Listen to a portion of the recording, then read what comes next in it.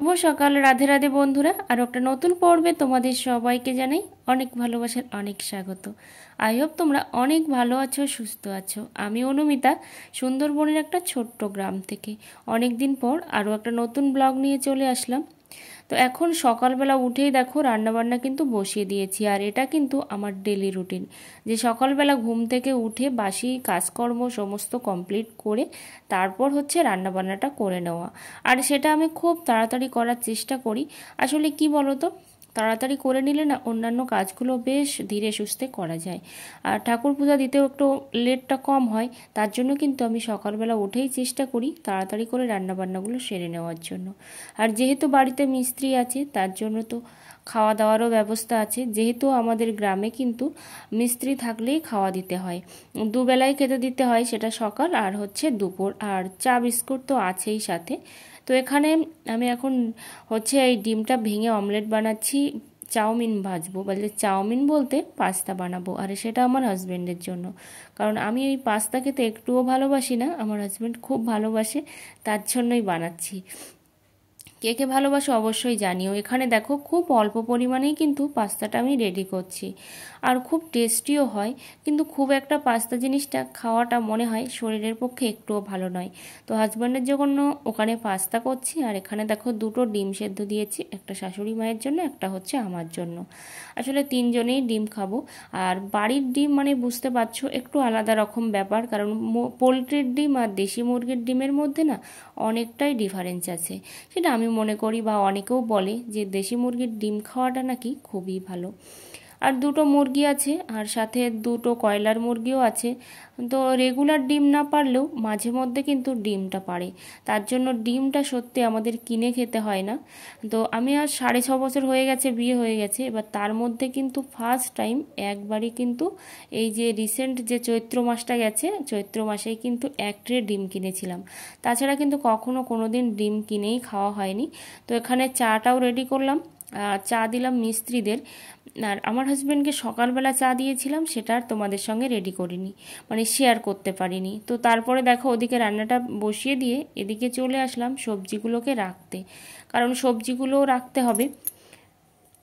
তো সব রকম কাজ একসঙ্গে করার জন্য কিন্তু অনেকটা তাড়াতাড়িও কিন্তু কাজটা হয়ে যায়। এরকমভাবে আমি টার্গেট নিয়েই কাজ করার চেষ্টা করি, যে এত কম টাইমের মধ্যে আমাকে কাজগুলো করে নিতে হবে, তাহলে আমি নিজের জন্য একটু টাইম পাবো, বা সংসারের অন্যান্য কাজগুলো কিন্তু আমি করতে পারবো।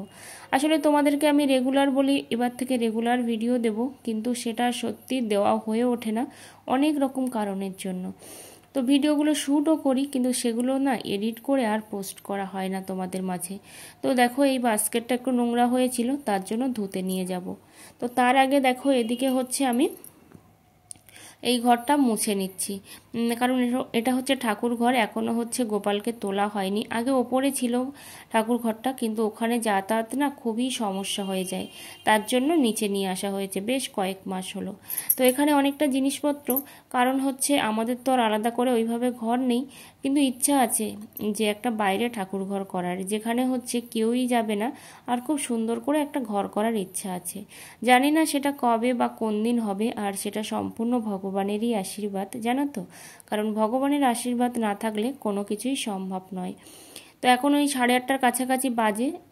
তো প্রথমে ভাবছিলাম যে স্নানটা করে আগে ঠাকুর পূজাটা দিয়ে নেব, তারপর অন্যান্য কাজগুলো করব, কিন্তু দেখলাম যে আবারও মাছ কাটতে হবে, তাতে করে আমার আরও একবার স্নান করতে হবে। আমি এমনিতে দিনের 3বার স্নান করি, বা মাঝে মধ্যে 2বারও করি। তো আজকে তো বীভৎস গরম পড়েছে। তো দেখো পার্শে মাছগুলো ছিল ফ্রিজে, আর এতটাই পেটটা পচে গেছে যে না ফেটে ফেটে যাচ্ছে। কিন্তু ওই যে নদীর মাছ কোনো রকম প্রবলেম হয় না, বা ভেঙে চুরেও যায় না, সেটাই হচ্ছে সব থেকে বড় মানে ভালো জিনিস যেটা বলে। তো যতই ওর পেট ফেটে যাক বা যাই হোক না কেন, ভেঙে কিন্তু যায় না নদীর মাছগুলো। তো এখন কেটে নিচ্ছি। এদিকে কিন্তু আমার 1 গামলি জিনিসপত্র ভেজানো আছে, কারণ অনেক দিন পরে কিন্তু রৌদ্র হচ্ছে, আর তার জন্য আমি মন খুলে বেশ কিছু জিনিসপত্র ধুতে দিয়েছি, সেগুলো কেচে দেব। কিন্তু ওই যে আবার যদি বৃষ্টি চলে আসে কিচ্ছু বলার নেই। এখন তো যেহেতু বর্ষাকাল, তো শুনছি আবার নাকি নিম্নচাপ সৃষ্টি হয়েছে। তো দেখা যাক, যে নিম্নচাপটা তো সৃষ্টি হয়েছে বলছে, তো কিভাবে কি হয় বা কবে থেকে বৃষ্টি হয়। সত্যি বৃষ্টির জন্য খুব সমস্যা হচ্ছে, আবার এখন মাঠে জল নেই, তার জন্যও কিন্তু সমস্যা হচ্ছে। আসলে সমস্যার কিন্তু শেষ নেই।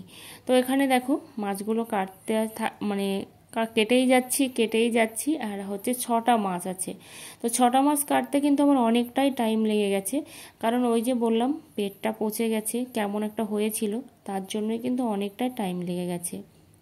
আর কে কে সবুজ চুড়ি পরেছো অবশ্যই তোমরা জানিও। আমি কিন্তু সবুজ চুড়ি এই লাইভের ফার্স্ট পরলাম, কিন্তু গ্রামের মানুষ তো, গ্রামে অনেকেই বলছে সবুজ চুড়ি পরে ঠাকুর ঘরে যেতে নেই, মানে কাঁচের চুড়ি পরতে নেই। মানে সবুজ চুড়ি পরে ঠাকুর ঘরে যাওয়া মানে কাঁচের চুড়িকেই বলছে কাঁচের চুড়ি পরতে নেই, কাঁচের চুড়ি পরে ঠাকুর ঘরে যেতে নেই। এটা সত্যি কথা, আমরা জানি না, কিন্তু ছোটোবেলা থেকেই শুনেছি যে কাঁচের চুড়ি পরে ঠাকুর ঘরে যেতে নেই, ভোগ সন্ধ্যা দিতে নেই।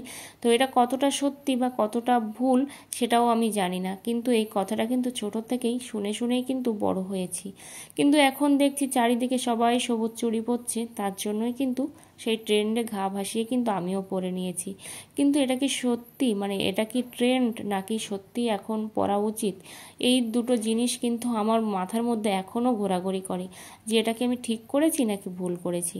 যাই হোক, তোমরা একটু কমেন্ট করে জানিয়ে তো সবুজ চুড়ি কে কে পরলে, আর পরাটা কি ঠিক হয়েছে না ভুল হয়েছে, অবশ্যই একটু জানিও।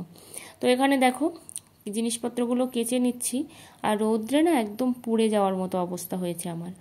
এখনও মিস্ত্রিদের ভাত দেওয়া হয়নি, তার জন্য কিন্তু অনেকটা তাড়াহুড়োর মধ্যে আছি, কারণ ওই যে 8:30টার কাছাকাছি বাজে, এখন ঠাকুর ভোগ দেবো। আর ঠাকুর ভোগ দিতে মিনিমাম তো আমার 45 মিনিট 1 ঘন্টা লেগে যায়, তারপর হচ্ছে মিস্ত্রিদের ভাত দিতে হবে। তো সেখানেও একটা তাড়া আছে প্রচুর পরিমাণে। তো কাচাকুচিগুলো হয়ে গেছে, তারপরে চলো এখন হচ্ছে জিনিসপত্রগুলো মেলে দেওয়ার পালা। তো এখন মেলে দিয়ে শুকোতে থাকুক, কারণ যদি ভোগ দেওয়ার পরে মেলতে থাকি বলার কিছু নেই, যদি বৃষ্টি চলে আসে তখন তো আর জলটাও ঝরবে না বা কিছুই হবে না।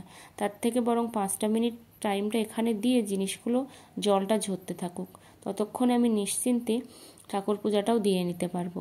তো দেখো এত রোদ্দুর পড়েছে যে ঠিক করে কিন্তু তাকানোও যাচ্ছে না, চারিদিকে না কেমন যেন মানে ধোঁয়া ধোঁয়া হয়ে গেছে এই রৌদ্রের কারণে। যাই হোক, এখানে সব কিছু মেলে টেলে দিয়ে তারপর হচ্ছে অন্যান্য কাজগুলো সেরে নেব। আর ওই যে বেশি রৌদ্র পড়লে না আবার প্রচণ্ড শরীর খারাপ করে, কখন কি যে হয় সত্যি আমি নিজেও বুঝতে পারি না যে আমার কখন কি হচ্ছে। যাই হোক, এখানে দেখো কেউ তো কাঁথাটা ধরার নেই, সেই জন্য আমি এইভাবে কিন্তু পাক দিয়ে দিয়ে কাঁথার জলটা কিন্তু কমিয়ে দিচ্ছি। আর তোমরা আমার মতো কে কে কাঁথা গায়ে দিতে ভালোবাসো বা কে কে কাঁথাটা এইভাবে নিকড়ে নাও অবশ্যই কিন্তু জানিও। আমি কিন্তু সবসময় এইভাবেই কাঁথার জলটা ফেলে থাকি, তাহলে কাউকে লাগেও না, আর খুব ভালোভাবেই কিন্তু জলটাকে আমি ঝরিয়ে নিতে পারি। তো এখানে দেখো চলে আসলাম ধানগুলো তুলে দিতে, কারণ হচ্ছে প্রচুর পরিমাণে রোদ্দুরও হচ্ছে, আবার কয়েক ফোঁটা করে কিন্তু বৃষ্টিও পড়ছে। আর এগুলো হচ্ছে বীজ ধান, কত যে বীজ ধান ফেলা হলো এবছর সত্যি তার কোনো ঠিক ঠিকানা নেই। তো আজকে নয় গতকালকেও কিন্তু বীজ ধান আমাদের ফেলা হয়েছে, আবার আজকেও কিন্তু ফেলা হবে, মানে আজকে হচ্ছে ভিজানো হবে আর 3-4 দিনের মধ্যে কিন্তু আবারও ফেলা হবে।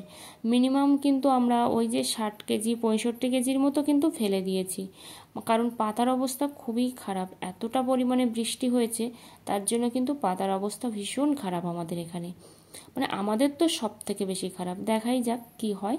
তো এটা হচ্ছে তার পরের দিনের ব্লগ। তো দেখো এখানে হচ্ছে একটা জন্মদিনের পার্টি আছে, পার্টি বলতে শুধুমাত্র বিরিয়ানি মিষ্টি পায়েস এগুলোই।